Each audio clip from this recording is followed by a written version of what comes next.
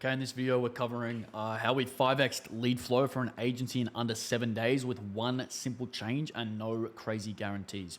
So we're going to cover literally how we booked 5 calls in the last week of January 2024. So this is recent stuff from cold email in one of the hardest niches that exists right now. And if you do any outreach, you'll know this. Targeting e-commerce is an absolute pain for a client that booked 3 calls in the previous 3 months before that. So if you know anything about cold email lead gen, if you know anything about outreach in general, you'll know it is incredibly tough in this niche to book calls. And I know a lot of companies that do lead gen that just don't take on clients in this niche because of how hard it is. So today we're going to cover exactly this. And if you're not targeting that niche as well, this is going to help you basically in any competitive niche to actually get those calls booked. And if you're watching this video and you don't operate in a competitive niche, basically what it's going to do is it's going to allow you to completely obliterate everyone. So it's either going to help you compete in competitive niches or completely dominate blue ocean niches. So yeah, pretty good video coming up. Basically, if you've ever tried anything in terms of cold outreach for agency services, especially in e-com, you're probably used to hearing things like piss off, unsubscribe, take me off the list, blah, blah, blah, blah, blah. You might have even seen this and thought to yourself, oh no, cold outreach doesn't work because the market's too saturated. I need to change my offer. I need to do something new. I need to do something, different services. No one can sell email marketing, et cetera, et cetera. This service actually was email marketing. So it's probably one of the most common services that target the e-commerce niche. So it's not even just a saturated niche that gets targeted with a lot of outreach. It's actually also one of the most quote unquote saturated offers from within that niche as well. So yeah, if that's the case, you're probably seeing this even more if you're in that sort of company.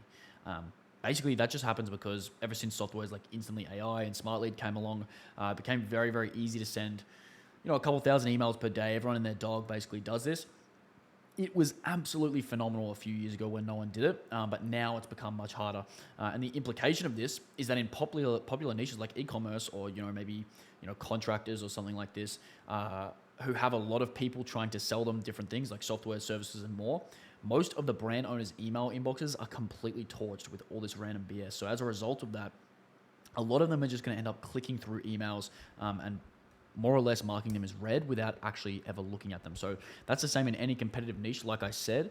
And if anybody, if nobody ever gives you a second look, they're never going to reply, much less buy your service. So in that sense, you really need to be aware that obviously it doesn't work if you're in a niche like that, because everyone reading their emails is in a completely zombified state, looking to just scan through their inbox for something important that they actually need to read and makes them do a double take. So the truth is, you just need to improve your offer to the extent that it would be literally dumb and almost dangerous for them to say no if you want them to engage with you. So like I said, they're literally in their inbox just thinking, how fast can I get out of this inbox? Nobody actually wants to respond to a cold email. When they look at their email inbox, they're looking to just click read and then not look at it ever again.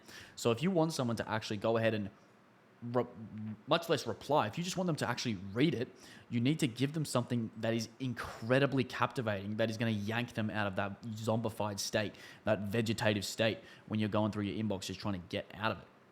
So number one, you need to know if someone does actually reply to your cold email, that is a ridiculous level of interest. That is a huge level of interest because nobody wants to reply to some stupid internet scammer's cold email, which is you watching this video. And I send a lot of cold emails as well, so it's also me. So if they do, that's a really high level of interest. And number two, the only way to actually get that level of interest is to give them something or offer to give them something that is so sensationally good. And the thing is, this isn't remarkable information. You've probably heard of someone like Hormozy who preaches this information that you need to give someone a really, really good offer that they would be stupid to say no to. So the thing is, let's check in and think, why would you not make a good offer? And why would you not make an insane offer? Because that is the one thing, that is the singular thing that is going to be a massive lever in terms of getting your outreach to work, getting your ads to work, getting your whole company to 5 to 10x in terms of its size and its growth and all that good stuff. So from what I've seen, a lot of the time, if you don't have a good offer, it's because you're not willing to create a good offer. It's because you are unable to create a good offer. That's a skill issue. The first one's a laziness or an ego issue, meaning an ego issue if you just don't want to do free work, you think you're too good to do free work or too good to drive value, or you just don't want to. It's also that you might not be able to fulfill a good offer, so it's like an operational thing. It might be that you don't understand your market, so you're just trying to sell something that they don't actually want. It might be that you're scared of risk, meaning that you don't want to give a guarantee. It might be that you want permission, meaning that you just want someone to tell you if your offer is good before doing it. Or it might be that you think a good offer means you have to promise them that you'll make them $3 million in the next 90 seconds, or you're going to give them your kidney for wasting their time. So none of those things are accurate, and I'm going to cover all of these in just a sec. So if you are unwilling to create a good offer here, know this: every single person that I've ever seen get leads on cold email creates not only a good offer, but a great offer. A great offer. So that includes 20 clients in different industries. I don't know the exact number, but something like that. And probably over 50 plus people that I've consulted on their offer and their lead gen and their growth and stuff like that. So every single person that wins has an insane offer. There is a 100% correlation between people that win and people that have a good offer. Sometimes if you have a great offer, it doesn't guarantee you're going to win, because obviously there's things like copy and there's things like deliverability and targeting that can mess you up. But everyone that wins has an insane offer. It's the same in SaaS, agency, info, whatever niche. I've worked with all these different types of companies, B2B mostly, but less so B2C, because you don't really want to email for B2C because it's more spammy, and using Gmail is a whole different story. But anything B2B, the only people that win have an insane offer, because if you send 10,000 plus emails and people are not interested, I absolutely promise you, this is without a doubt, that it is not because of a spelling mistake. It is not because of a comma. It is not because of the structure of the copy. It is none of that. It is just the offer. So I actually messed up. I'll give you this story. I actually messed up the syntax on one email, and I was panicking. I was like, oh shit, I've sent an email that says something like this. You can see on the screen. Absolutely stupid. I was like, oh my God, I'm such a dumbass. How did I let that slip through? It slipped through the cracks. But I was amazed to find that people actually still replied positively to that email because the offer was so good. They didn't even care that there was a clear formatting issue that was like literally the first line. So the first line was completely stupid, and they still got positive replies just because the offer was so good. So obviously there are things that matter, like social proof and presence online and all these things.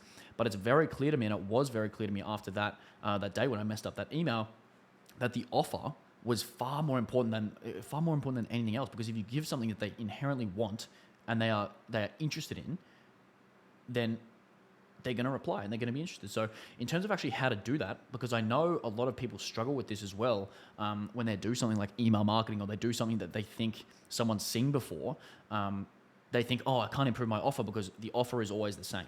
Because, if you do email marketing, what's going to happen is they're going to give you a few $1,000s per month, and you're going to give them email marketing flows and campaigns and stuff like that. So the actual offer in terms of what you get and what they get is always the same. But what you can do is go ahead and offer them something on the front end instead of having the main offer as the core offer. So sometimes people do things like content, like a Loom or a free guide or something like that. But you'll note that in a tough niche, this front end offer being content is actually not strong enough. So if you have something like a Loom or a free guide, it's often not strong enough, if you know what I mean. So some people say, oh, we can just offer them a Loom, or we can do something else. You don't need to offer them email marketing because not everyone wants email marketing. Maybe they want a Loom.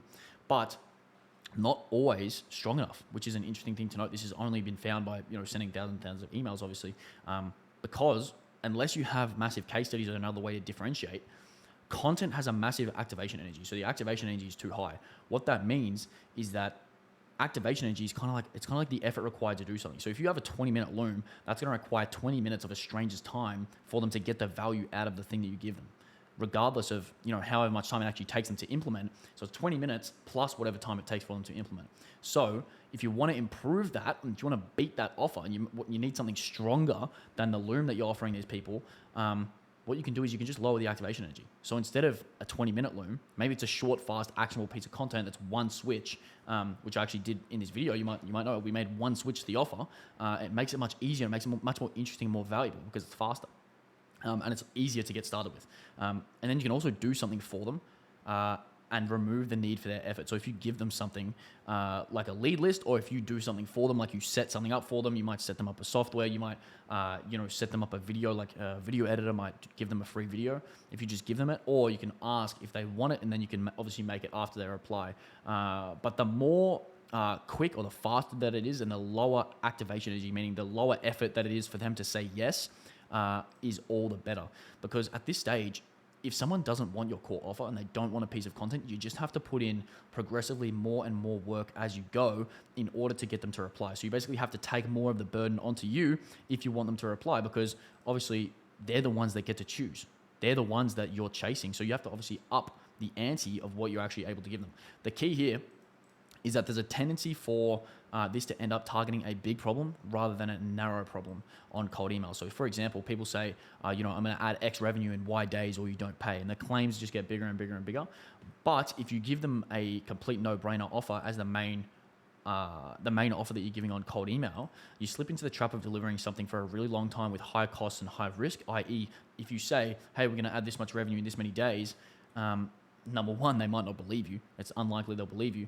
Number two, if they do believe you, it's going to attract low quality prospects that you don't want to meet. And then number three, it's also going to be very difficult and you might end up having to refund them. So then you're screwed in the first place. You've incurred all these costs on sales, cold email domains, all this stuff, and even the fulfillment. Then you have to refund them because you've given them a silly offer. Obviously, you don't want that to be the case, but sometimes there's things out of your control that might lead to not being able to fulfill that.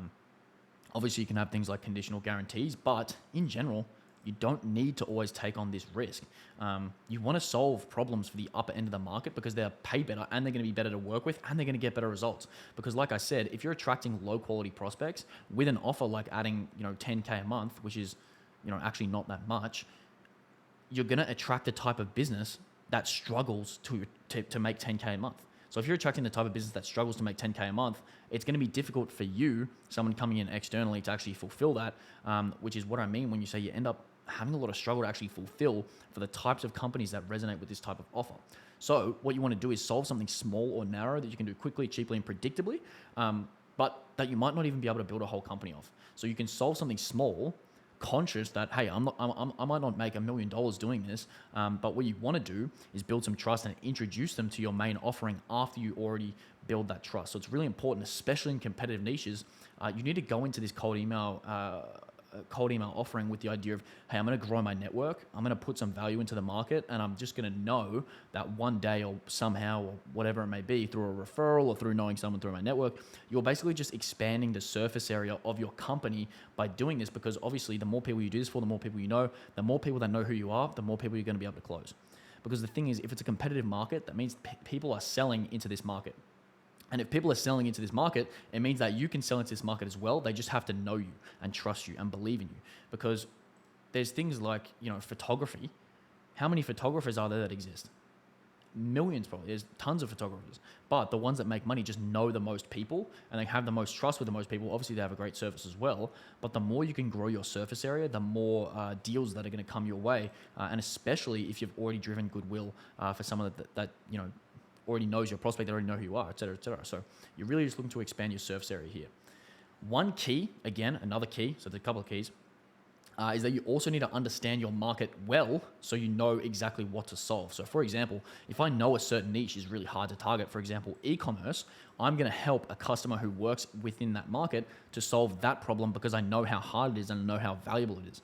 Then if I'm targeting a software company who works with accountants, it wouldn't make that much sense to help them target e-commerce. Obviously, that's an extreme example, but you get the point, because the closer that you are to solving a truly painful problem that's really, really relevant for your ICP, the higher your response rates will be.